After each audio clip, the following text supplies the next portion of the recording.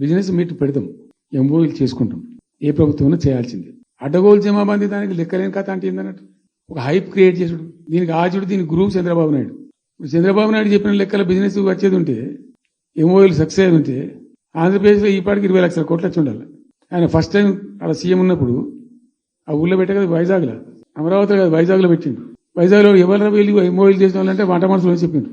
ఆ స్టార్ హోటల్లో బయట వంట మనుషులు, వాడు ఎవడ సప్లై చేసేటోళ్ళు, వాడు వచ్చి కూర్చోపోయి సంతకం పెట్టే పెట్టిండు వాడు పాపం. అవునా అండి, పాపులర్ అయింది అది. ఇప్పుడు మరి ఎక్కడ పెట్టుకోవాలని ఎక్కడ చెప్పండి.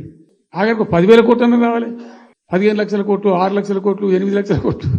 సరే, ఆయనకి ప్రత్యేకంగా విమర్శించాలనేటువంటి ఆలోచనతో చేసే పని తప్పితే ఇవాళ మనకి ఇప్పటికే చాలా గ్రౌండ్ అయినాయి.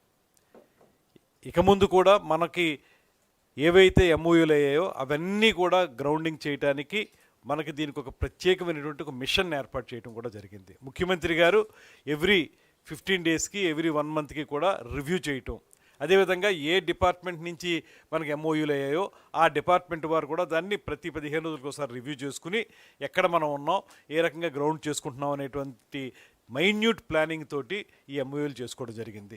ఊరికే పేరుకి ఎంఓయూలు చెప్పేసి తర్వాత వాటిని రోడ్డు ఎక్కించినటువంటి పరిస్థితి మరి కేసీఆర్ గారు అధికారంలో ఉన్నప్పుడు జరిగిందేమో, అది వారికి విజ్ఞతగా వదిలేస్తున్నాం. కానీ మనం మాత్రం తూచా తప్పకుండా ప్రతి ఒక్క ఎంఓయూ కూడా గ్రౌండ్ అవ్వడానికి వీలుగానే ఒక స్పష్టమైనటువంటి ప్రణాళికతో వెళుతున్నాం. దాన్ని అమలు చేసి చూపిస్తాం.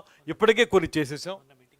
మనం మీటింగ్ కూడా ఈ మధ్యకాలంలో ఒక మీటింగ్ పెట్టుకుని ఎంతవరకు వచ్చింది, ఎన్ని మనకు ముందుకు వెళ్తున్నాయి అనేటువంటిది కూడా ముఖ్యమంత్రి గారు రివ్యూ చేయడం జరిగింది. మేము కూడా దాన్ని డిపార్ట్మెంట్ వైజ్గా కూడా చేస్తున్నాం.